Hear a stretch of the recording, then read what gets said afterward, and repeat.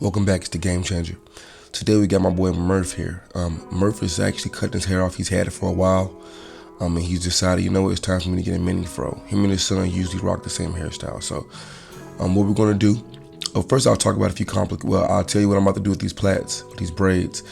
Then I'll tell you a complication I ran into with this haircut.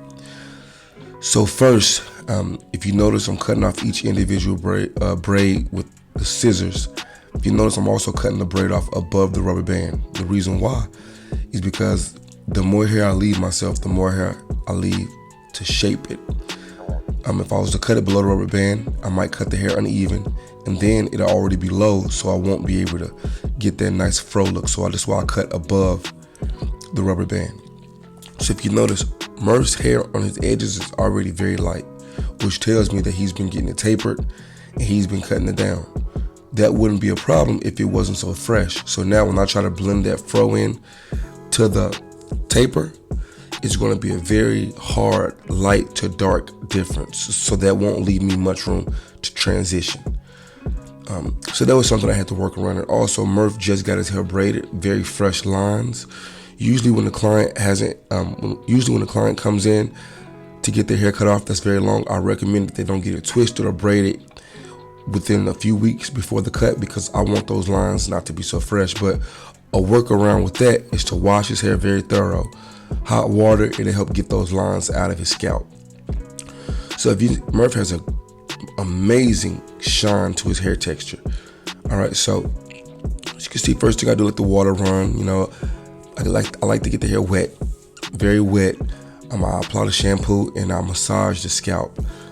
His hair wasn't dirty at all, so when I'm massaging that scalp, what I'm really doing is getting those lines. I want to reduce the amount of lines that show in the scalp.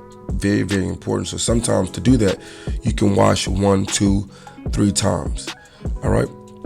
I also want to wash those edges very well, so I don't want a hard transition between, like I said, where he's been getting that taper on his edges and where that long hair starts. So it's all about getting the hair to revert back to its natural state. The more natural or the more reversion I can get in his hair, the easier it'll make my job when it's time to cut his hair. All right, so you all watch, and I'll be back soon.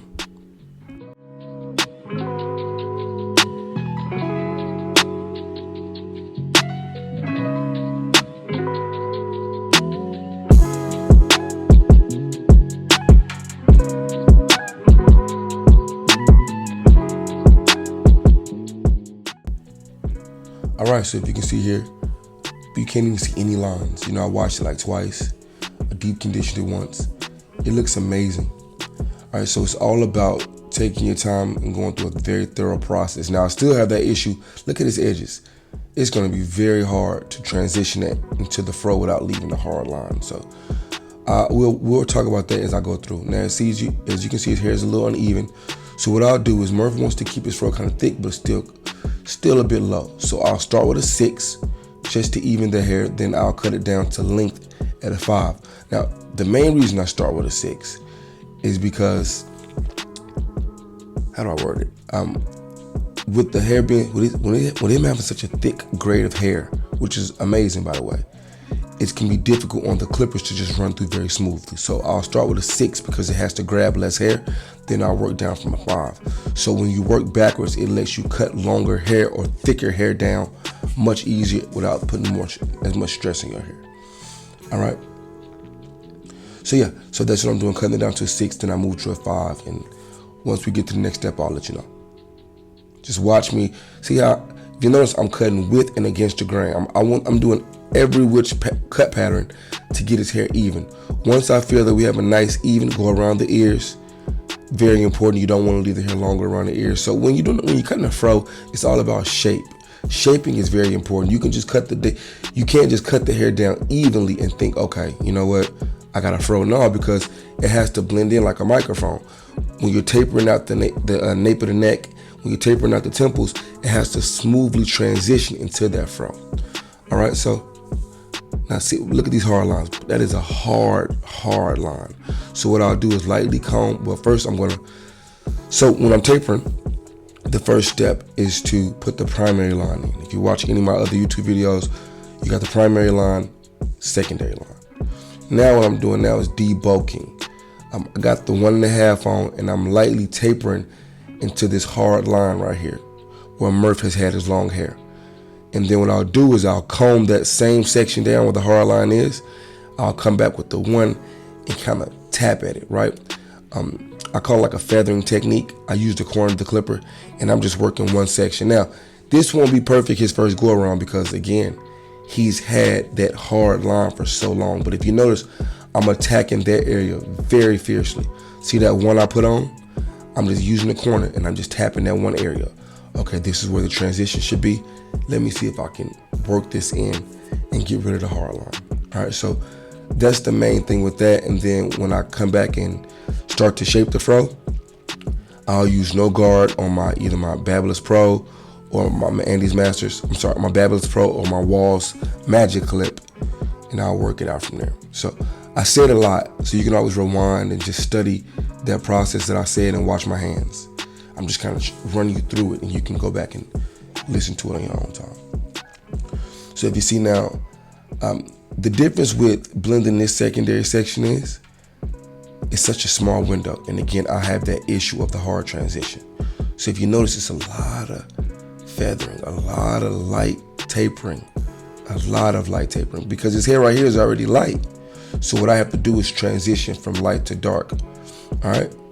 A good transition is how smooth can it go from light to dark. So you all watch, and I'll be back. See, and I'm even using my trimmers, my Andy's trimmers. Light strokes is how you transition from light to dark. Now, this is another hard area, right? Murph at his occipital bone, right below it is where he had his braids. He had a taper on everything else. So again, I have a hard line. Not as hard as the sides, but that's another issue we have to work with. So what I start with is my 3 guard, and I'm just deboking. If you notice, I'm attacking it very hard, very aggressively before I even put my primary line in. I want to start the transition phase. I want to start, because again, my only priority is to get this from light to dark with the smoothest transition as possible. So if you can see, I'm attacking behind the ears, everything with the 3. Then I come, put my primary line in, nice hard line. Then I add my secondary line. Same process as the sides. Now, another issue I ran with the back of, with the nape of Murph, with the nape of the neck, which is this area I'm working right here. Murph's hair grows at multiple different growth patterns. Now that can be difficult when you're trying to fade, especially with a fro, because damn, I need this hair to grow down so I can comb with it, cut against it. All right, remember, you always want to comb with the hair, cut against the grain. So what you have to do is actually kind of comb in those growth patterns to get it to work. So if it's going to the side, I comb to the side and kind of cut in a circular motion away from the growth pattern. Remember, I know I'm saying a lot right now, but this video is to help, right? If you want to watch the video to just watch me cut, I did an ASMR video on this exact same haircut. So this video is mainly for people who want to learn. All right? So watch my hands, right? When you fade, when you blend, when you working on transitioning of the hair, it's all about the wrist and hand placement. Well, wrist motion, hand placement. Watch my thumb. It's on the neck of the clippers. My index finger is on the back of the neck of the clippers, and I'm just rotating my wrist. All right, I want a nice, smooth rotation on my wrist. No stiff movement. You have to be very smooth and let the clippers glide through the hair. Now, the guard that I'm using now is a 1.5. Again, I'm attacking and I'm deboking that hard line that was created when Murph had long hair to the short taper. All right, now I'm deboking the secondary section. So I'm going, now right here, I have my 1 guard. It's all about light strokes, okay? Light strokes. So you all watch me. And if you notice, I'm using a comb, no brush. All right, combing helps keep the hair in the section or in the growth line where the hair comes down at. Brush kind of clumps the hair together. Brushes are made to give waves or to lay the hair down. I want the hair to actually stand up in this growth pattern, so that way, or in this growth line, the section where the hair grows, so that way, when he styles his hair and he brushes his hair, combs it, whatever he does, the hair will still look neat even after the cut, even after he styles it. All right, so you all watch. I'm just transitioning. Next, I'll come back. So let's just talk about this, right? Fading and transitioning hair, or styling hair, cutting hair, it's all about a process, right? So my process is the 2-line, 2-section, primary section, secondary section, debulk, and then work from there. So once you have a system, now it's the workarounds, right? It's like when you're building something. If you know how to build, you know how to build. If you know dimensions, if you know the processes, if you know equations, everything else is easy. Now, the workarounds are what you have to figure out, the issues. So like with Murph's hair, okay, the workarounds would have been, he just got it tapered, I have a hard line, he has multiple different growth patterns, yada, yada, yada. Like, or some clients might have extreme density in one area, extreme light density in the next. You know, little things like that. Some clients might get bald in certain sections. These are the workarounds you have to learn. Once you master the system though, and I'll drop a video one day, or I might put a DVD. I don't know what I'll do, but I'll figure something out to teach the system. Because once you learn the system, it works on every haircut. It works on every hair texture. You just have to master it. So if you notice, I think this haircut came out pretty great, to be honest with you, especially what I had to work with. But I mastered the system. I mastered hand placement. I know how to debulk. I know when certain areas need a lighter touch, certain areas need me to be more firm on the clippers, right? If I'm trying an example for that, so I don't want to just tell you that and not tell you how I do it. If I'm working in an area and I need to take more hair off, I'm more firm with my hand placement, or I'm more firm with the amount of clipper pressure I apply in that area of the hair. If I need to take, right here, let me pause. The bear claw method, what I'm doing is debulking the sides and cutting the hair down towards the edge up, so that way I can get a nice edge up. Now, back to what I was saying. If I need to cut less hair off, what I'll do is boom, I'll just tap it lighter. Debulking the edge up, getting the hair to lay down. His hair's been long for a while. Haircuts is just using the workarounds, right? So now let me apply shave gel. Oh, I'm super excited to let you all know. I'm actually talking to a chemist. I'm in the lab. I'm creating my own shave gel. It's going to be amazing.